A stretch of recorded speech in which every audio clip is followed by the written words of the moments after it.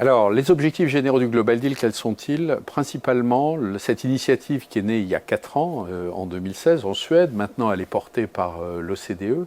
C'est un objectif principal qui consiste à valoriser les pratiques de dialogue social positives des grands groupes internationaux.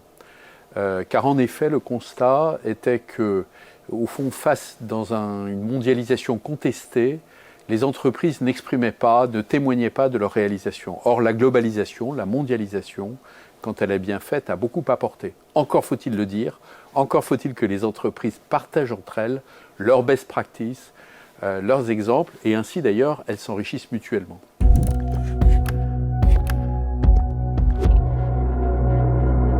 Le Global Deal a été signé, la France est rentrée dans le Global Deal en novembre 2017, signature du président de la République.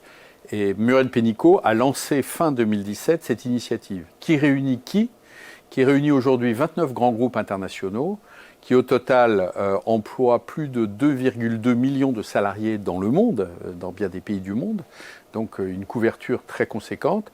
Et puis nous avons aussi 4 sur 5 des grandes confédérations syndicales françaises et bien sûr l'OIT, l'OCDE, Global Compact, c'est-à-dire l'ONU.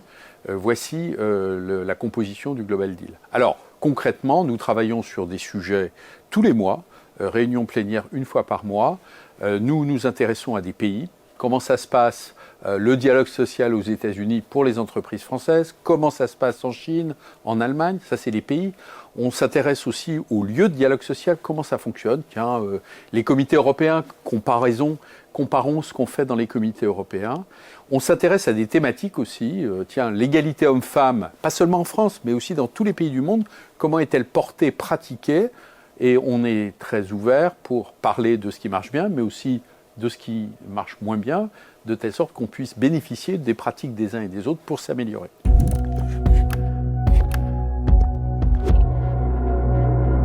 Comme tout le monde, on a été impacté par la crise parce qu'il y a des sujets qui se sont invités, qui ont fait irruption.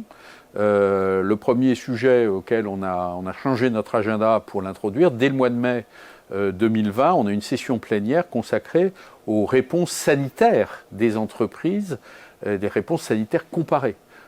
Et comparées en France, mais aussi dans tous les pays dans lesquels nous opérons, nous les entreprises du Global Deal. Comment on a fait en Chine, comment on a fait en Italie, comment on a fait aux États-Unis.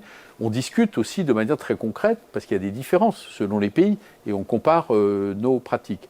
Deuxième chose, bien sûr, le télétravail.